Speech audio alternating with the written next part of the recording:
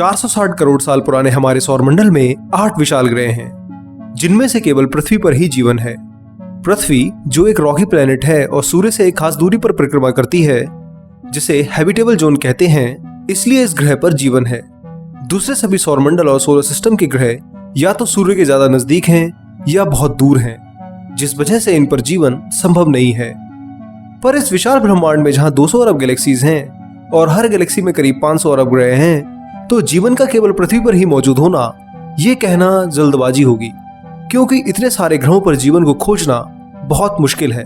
पर हम इंसानों का जो खोजी स्वभाव है वो हमें कुछ ना कुछ खोजने को मजबूर करता है। इसी खोज में हमने जीवन को खोजने के लिए कई ग्रहों को खोजा, जो कि हमारे सोलर सिस्टम से बहुत दूर किसी और तारे के सिस्टम में उस तारे की परिक्रमा करते हैं। जितने भी ग्रह जो हम अपने सोलर सिस्टम से बाहर खोजते हैं उन्हें एक्सोप्लैनेट कहा जाता है।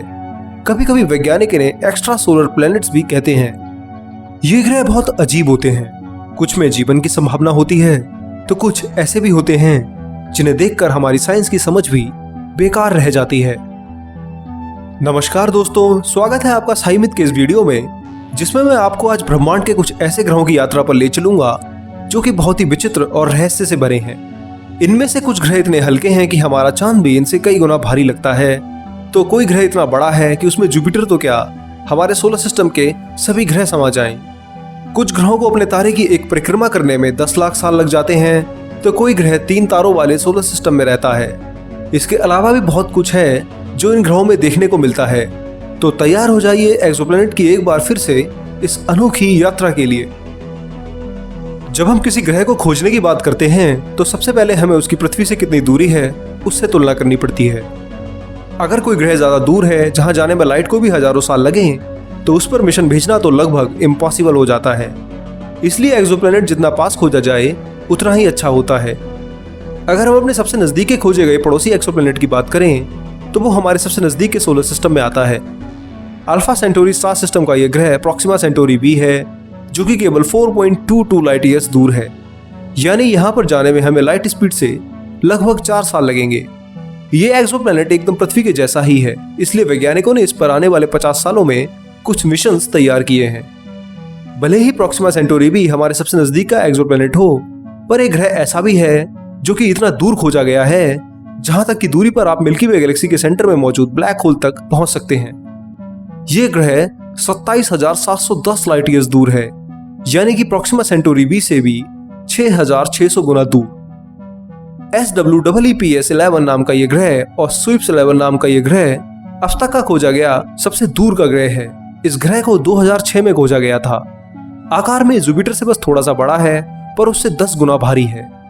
अगर आप इस समय इस ग्रह पर पार्कर सोलर प्रोब की 200 किलोमीटर पर सेकंड की स्पीड से जाने की सोच रहे हो, तो आपको यहां तक जाने में ही कम से कम 4 करोड़ साल लग जाएंगी।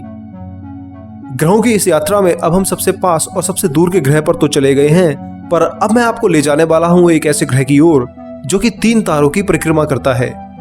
जहां हमारी पृथ्वी पर केवल एक ही सूर्य है, तो इस ग्रह पर अगर आप अपने स्पेसशिप से उतरते हैं तो यहाँ पर आपको 3 सूरज दिखाई देंगे, जो कि आपकी 3 परछाई बनाएंगे। यह ग्रह तब आपके लिए और अच्छा हो सकता है जब आपका यान सोलर एनर्जी से चलता हो या उसे बिजली में बदलता हो। मैं ऐसा इसलिए कह रहा हूं कि भविष्य में केवल सोलर एनर्जी ही एकमात्र ऐसी एनर्जी है जो हमें आने वाले हर तरह के एनर्जी क्राइसिस से बचा सकती है। ये एकदम साफ है और इससे पॉल्यूशन भी नहीं होता है।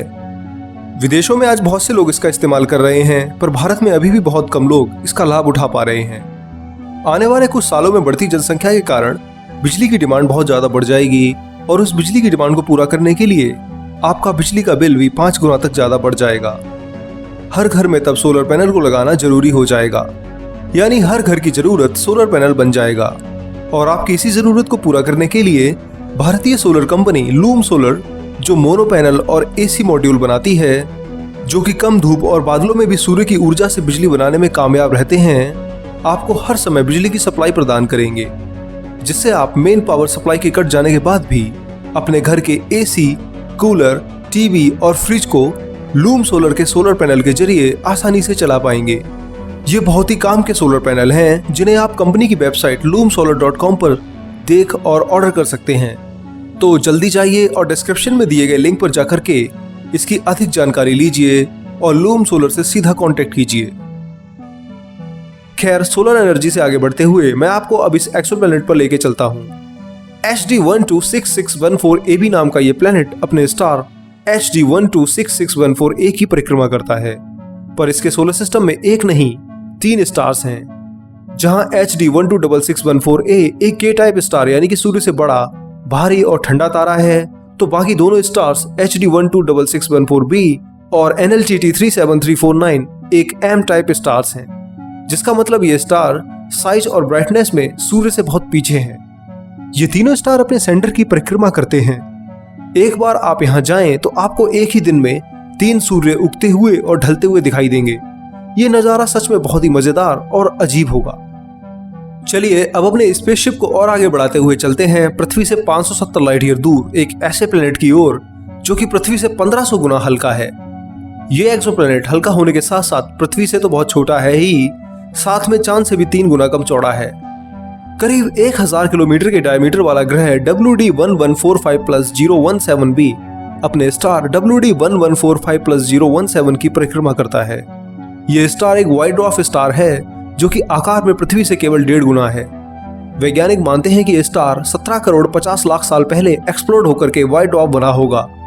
पर सबसे डरावनी और हैरान करने वाली बात जो इस ग्रह की है वो है इसका अपने होस्ट स्टार के एकदम नजदीक होना और उसकी बहुत तेज गति से परिक्रमा करना। ये अपने स्टार के इतना नजदीक है कि स्टार की गर्मी से अब इस ग्रह से भाप निकलती है। सूर्य से 3 गुना सरफेस टेम्परेचर लिए ये स्टार करीब 16,000 केल्विन तक का तापमान हासिल कर लेता है, जिस कारण इसके ग्रह को इसकी भरपाई करनी पड़ती है। ये ग्रह अपने स्टार की इस हीट को सह नहीं पाता, इसलिए इस ग्रह में मौजूद चट्टानें पत्थर पिघल करके भारी मात्रा में भाप निकालते हैं जो इस स्टार की ऑर्बिट में चली जाती है। देखने पर ऐसा लगता है कि यह ग्रह अपना मैटर बहुत तेज स्पीड से अंतरिक्ष में फेंक रहा हो। वैज्ञानिक मानते हैं कि यह ग्रह अगर इसी तरह पिघलता रहा तो आने वाले 10 से 20 करोड़ सालों में यह पूरी तरह भाप बन करके ब्रह्मांड से ही गायब हो जाएगा। खैर, अब इस ग्रह पर तो हम उतर नहीं सकते, तो अब चलते हैं एक और ग्रह पर जो कि अपने स्टार की इतनी दूरी से परिक्रमा करता है कि उसे एक चक्कर को लगाने में करीब 10 लाख साल लग जाते हैं। जहां हमारी पृथ्वी एक साल में सूर्य का एक चक्कर लगा लेती है, तो 2MASSJ21268140 नाम का यह ग्रह पृथ्वी और सूर्य की दूरी से भी 4500 गुना दूरी से अपने स्टार की एक परिक्रमा को पूरा कर पाता है। यह ग्रह आकार में काफी बड़ा है। जुपिटर से इसकी तुलना करें तो यह उससे 11 गुना ज्यादा भारी और 50% बड़ा हो सकता है। फिलहाल इस ग्रह का हमारे पास कोई सटीक डाटा नहीं है। यह ग्रह कम से कम हमसे 90 लाइट ईयर दूर है और इसका स्टार भी एक रेड ड्वार्फ है और ये उससे बहुत दूरी से परिक्रमा करता है, तो इसके बारे में भविष्य में जान पाना भी बहुत बहुत मुश्किल है। फिलहाल जितने भी ग्रह पर हम गए वो सभी ग्रह अपने आप में बहुत विचित्र थे, लेकिन अब मैं आपको जहां ले जाने वाला हूं वो कोई ग्रह नहीं बल्कि एक ऐसा सोलर सिस्टम है जहां बहुत से हैबिटेबल प्लैनेट्स मौजूद हैं। ये सभी प्लैनेट्स भविष्य में हम इंसानों के घर भी हो सकते हैं। तो आइए अब अपने स्पेसशिप को यहाँ लेकर के चलते हैं। पृथ्वी से 39.6 लाइट ईयर दूर इस स्टार सिस्टम का नाम है ट्रैपिस्ट-1। ये स्टार सिस्टम हमारे सोलर सिस्टम की तरह ही है, बस इसका जो स्टार है वो हमारे सूर्य से 2 गुना ज्यादा ठंडा है। करीब 2500 केल्विन सरफेस टेम्परेचर लिए इस स्टार में 6 हैबिटेबल प्लैनेट्स आते हैं, जिसमें से ट्रैपिस्ट-1e एकदम पृथ्वी की तरह है और भविष्य में यह पक्का इंसानों का घर हो सकता है। इस स्टार सिस्टम पर मैं पहले ही वीडियो बना चुका हूं, तो आप उसे मेरे चैनल पर देख सकते हैं। फिलहाल तो अब हमें अपनी यात्रा को यहीं पर समाप्त करना होगा। अगली बार हम ट्रैपिस्ट स्टार सिस्टम से आगे जाकर के और भी विचित्र ग्रहों की यात्रा करेंगे जो पक्का आपको और हैरान कर देगा। दोस्तों, इस वीडियो में इतना ही। यहाँ पर हमने एक हाइपोथेटिकल यात्रा की जिसमें हम ब्रह्मांड के कुछ ऐसे ग्रहों पर गए जो हमारे सोलर सिस्टम से एकदम अलग और अजीब थे। मुझे उम्मीद है कि आपको ये यात्रा बहुत पसंद आई होगी और आप आगे भी मेरे साथ इसी तरह की यात्रा करते रहेंगे। साथ में अगर आप सोलर एनर्जी को और करीब से समझना और इसका इस्तेमाल करना चाहते हैं तो इस वीडियो में बताई गई भारतीय सोलर कंपनी लूम सोलर को गूगल पर सर्च जरूर कीजिए।